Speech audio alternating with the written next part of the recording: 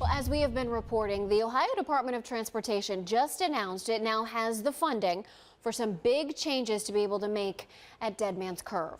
That's right. First and for our Aria Janelle has been reporting on this.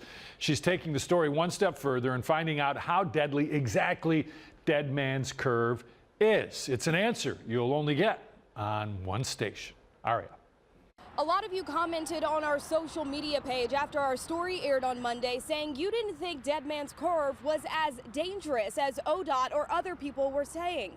So we're taking it to the test. We're taking your comments and theirs and giving you the facts. When it opened in 1962, if you can imagine, the speed limit was 50 miles an hour. There were no lights, no signs, no rumble strips.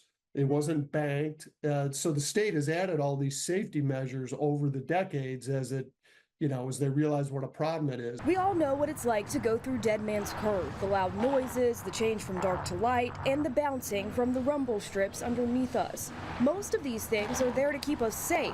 Jim Sweeney is the author of a book called What's the Deal with Dead Man's Curve and tells me these are things drivers have asked for. I've run into people who just refuse to drive it. I mean, they'll take surface roads. They just won't cross from one side of the city to another because it just scares them that badly. But not everyone thinks the curve is unsafe. To be fair, we wanted to look at the numbers. According to data from the Ohio Highway Patrol, in the past 5 years, there's been 212 crashes in that area. There were no fatalities, but people were seriously hurt in 6 of those crashes, and most of them happened on a weekday between 3 and 5 p.m. ODOT says speeding is also a reason they're redoing the curve. According to OSHP, 103 speeding citations were given out in the past 5 years. 36 speed-related crashes happened in that area.